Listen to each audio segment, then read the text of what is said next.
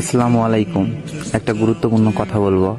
আপনাদের যদি খারাপ লাগে তাহলে ক্ষমা করে দিবেন, কিন্তু সবাইকে সবটা শোনার অনুরোধ রইল।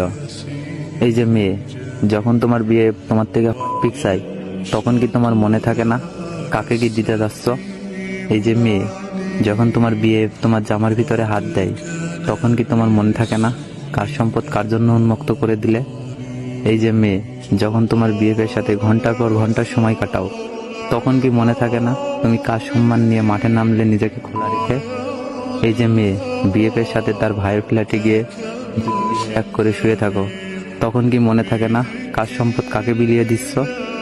নিজের মতো করে যখন নিজেকে বিলিয়ে দিচ্ছ, তখন সেই অপবাদ সব ছেলেকে দিচ্ছ কেন? এই মেয়ে, একটা ছেলের জন্য কেন সব ছেলেকে দোষী করছো? মজা কি শুধু ছেলেই নিয়েছে, তুমি নাওনি?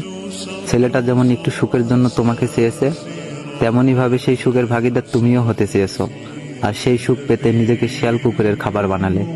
আরে, নিজের ভালো তো একটা পাগলেও বোঝে, আর তুমি? কেউ চাইলে আর তুমি শুয়ে পড়লে?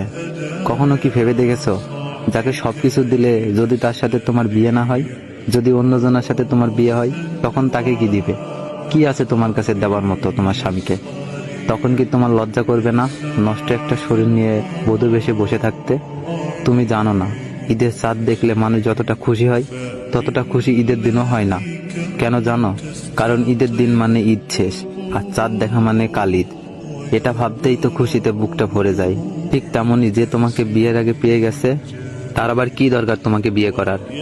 কথাগুলো খারাপ লাগলে আমাকে ক্ষমা করে দিবেন। আর সবটা শোনার জন্য আপনাদের অনেক ধন্যবাদ। আমরা সব ছেলে মেয়েরা এই দুনিয়ার জীবনে খুব সাধারণভাবে থাকতে চাই। আল্লাহ তাআলা আমাদের সবাইকে বোঝার তৌফিক দান করুন।